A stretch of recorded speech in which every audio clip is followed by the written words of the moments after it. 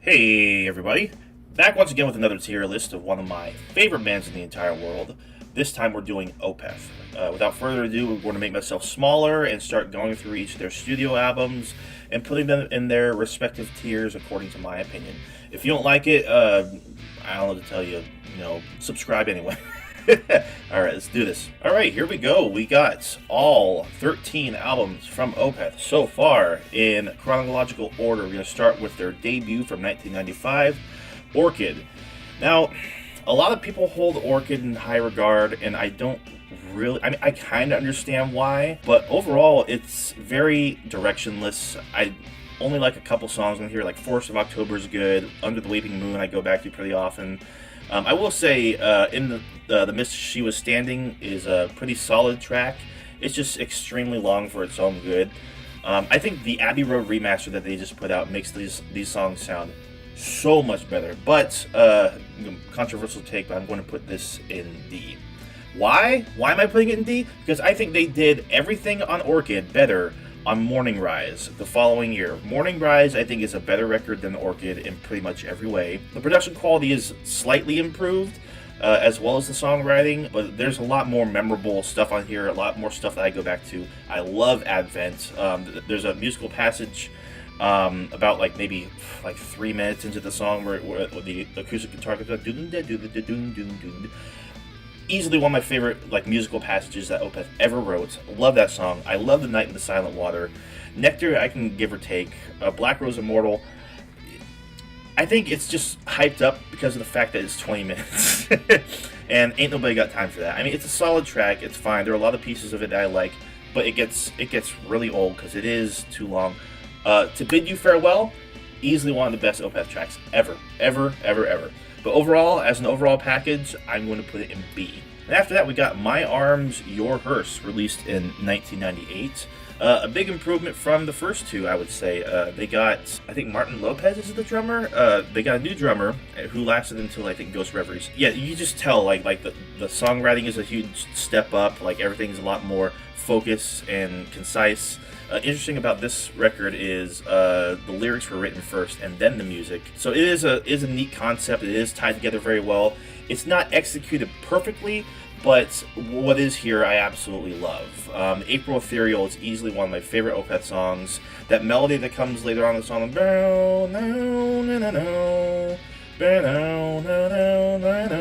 easily one of my favorite melodies just freaking ever. I could listen to that just all the time, basically. And of course, When is another top tier Opeth track, by far. And even the little instrumental pieces too, like Madrigal and even the epilogue too, I absolutely love. I think Credence is a very underrated track, as well as the Amen Corner. Love that song. Demon of the Fall is still a really good song. I think it works better on its own rather than in the context of the album, because it's at that point the album kind of does sort of dwindle, I guess. But that's not to say that the whole album suffers. Karma's a solid track. Like I said, Credence is great. I'm just gonna put this up in A. It's definitely a very, very solid Opeth album, and I love going back to it.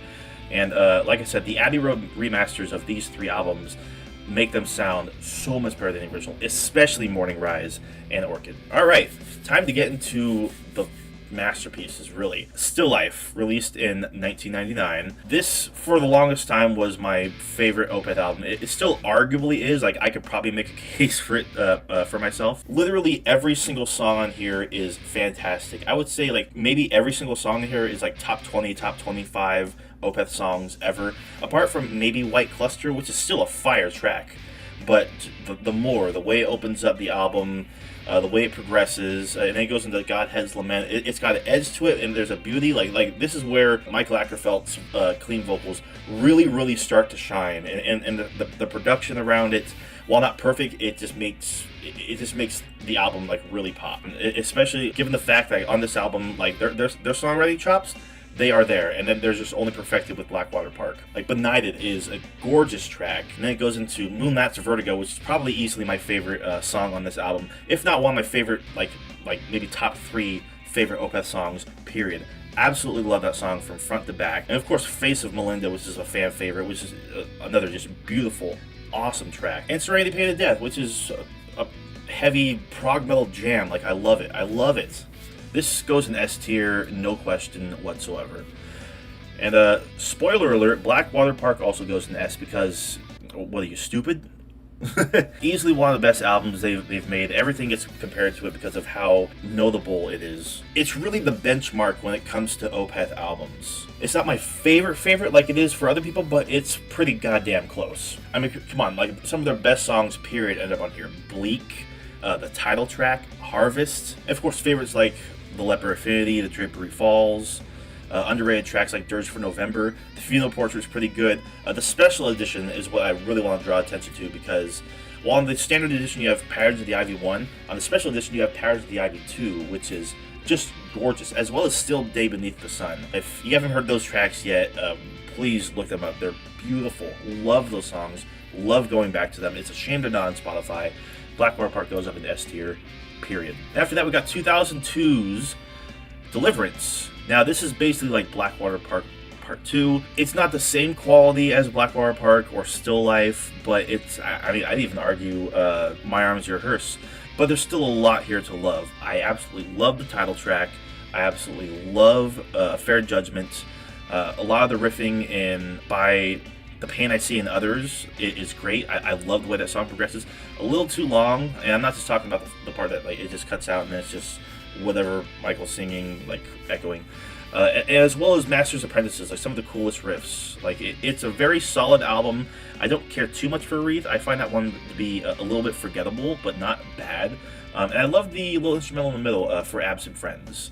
Overall, it's a good, solid album, but not among the greatest in my opinion. But it's definitely among some of the heaviest stuff that Opeth has written for sure. I'll put it in B. And then its sister album, I guess you could say, which was released about 6 months later in 2003, Damnation, is basically the complete opposite. It's all soft, it's all gentle, clean, acoustic, gorgeous album. Very, very, very, very great stuff. Absolutely love the songs on this. There's not a bad song on it. I mean, sure, ending credits is a bit filler, but like everything else, fantastic. Weakness for how minimal it is. It's just so damn effective. Of course, everybody knows how great Window Pane is. In My Time of Need, absolutely great. Hope Leaves is great. Closure, but I don't know what it is. If it's on like if it's just the way it was recorded, but Closure just stops abruptly. Like I don't know what it is about that. But on Lamentations, the live album that was released around the same time, where they performed this entire album front to back, you know, they actually have an actual ending to the song that they play. So I think I prefer that version of the song. But yeah, overall, Death with a Lullaby, To Rid the Disease, it's a fantastic album that doesn't go anywhere but S.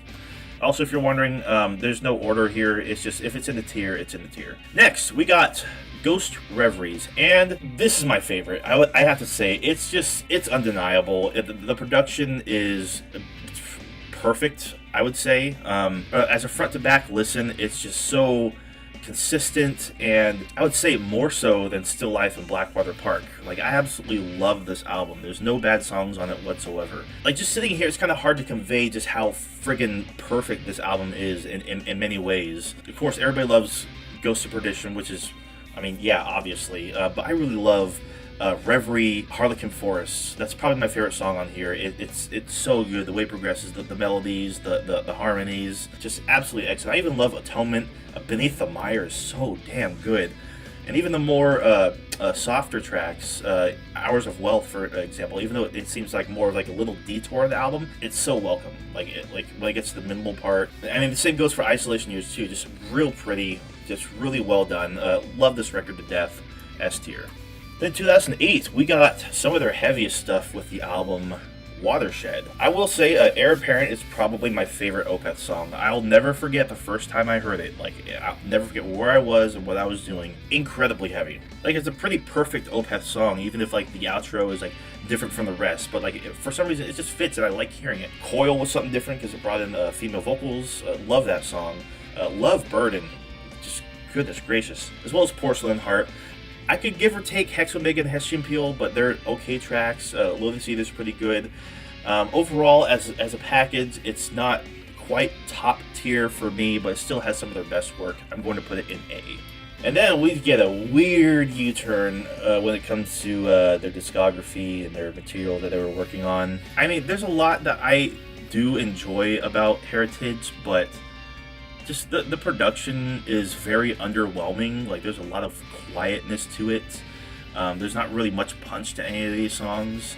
It's where they go like complete like 70s prog classic rock-esque, you know, organ synth style. It's just weird. I mean, I love The Devil's Orchard. That was the first Opeth song I ever heard. I do like Famine, I do like Folklore, and I do like The Lines in Your Hand.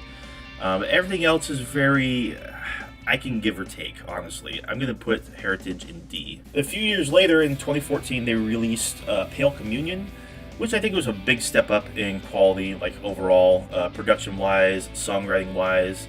It's still not stuff I clamor to when I'm seeking out Opeth songs. But Cusp of Eternity is a fire track, I will say. And most of Eternal Rains Will Come is great. I love the way the song progresses. It's very, very... There's a lot of jazzy elements on this record. Goblin is a good example, too. I do like Voice of Treason. Elysian Woes is a decent track. Faith in Others as well. Moon Above, So Below is a little forgettable. I mean, they did better on this than Heritage, I will say, but I think I'm still going to put it in the C tier. A couple years later, yeah, everybody was stoked about this one coming out. 2016's Sorceress. Yeah, the title track is definitely one of their best songs. It's one of their heaviest riffs. Very catchy. I mean, it's undeniable, honestly. And the rest of the album is solid. It actually has a really good energy to it. Even if the songs aren't the best quality, it's got an appeal to it, for sure. I used to have this a bit higher in my ranking, but overall, as a front-to-back listen, it's still not the most memorable. There is still a lot that I do like. I love Strange Brew, for the most part. A Fleeting Glance is one of my favorites. I don't really care for Chrysalis or Sorceress 2. I think Seventh Sojourn is pretty decent. It kind of shows to me that, like, if Michael Ackerfeld wanted to, he can compose like a film score. But yeah, it's not bad. It's not too great. I'll go ahead and put it in C. And this one might be a little controversial for everybody, but Incauda Venenum is pretty damn good. Honestly, like, I think it is the best modern era Opeth album for sure. As a front-to-back listen, it's very, very appealing. It's very well written. There's a lot of great melodies, great musical moments, great production too, for what it's worth. Yeah, when this came out, like I was on the fence about it, but like given more and more listens, I've just loved it more and more and more. I think like the natural Swedish version is actually kind of better in a way, but I will say, like, I love going back to Dignity. Heart and Hand's a good track. Continuum is a fantastic song.